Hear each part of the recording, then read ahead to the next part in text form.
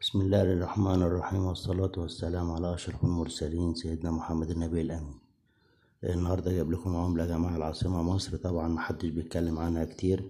طبعا العملة ديت من العملات المميزة جدا بالنسبة للرسومات بتاعتها والإطار الداخلي طبعا بيبقى فيه بعض الغلطات، ونشوف برضو بعض الغلطات في الإطار الداخلي زي ما حضراتكم شايفين.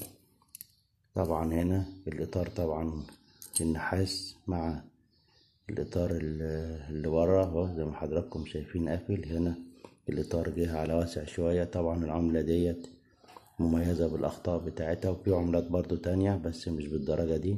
وهنا الإطار واسع خالص اهوت. ياريت كلنا نقتني العملات اللي هي فيها أخطاء ديت.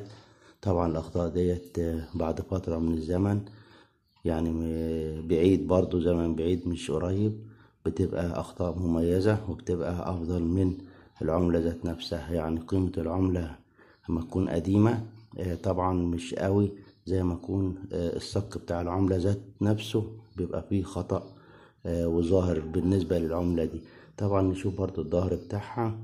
ده طبعا بالنسبة لظهر العملة بتاعتنا. طبعا الصك بتاعها سنة 1440 هجري و2019 ميلادي.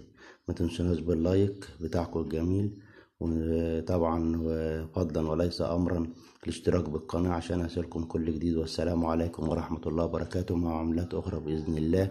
طبعا العملات زي ما قلنا حضراتكم شو عارفين. اللي عايز عفوا اللي عايز يشتري عملات او يبدل عملات او يبيع عملات طبعا في القاهرة، طبعا منطقة الحسين وخان الخليلي والمنطقة دي كلها، وشارع شريف وسط البلد وعبد الخالق ثروة. طبعا في اسكندرية في خالد بن الوليد برضو واخدين حضراتكم.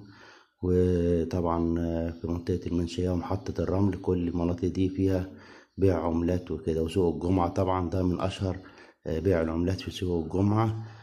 وأترككم في رعاية الله، والسلام عليكم ورحمة الله وبركاته.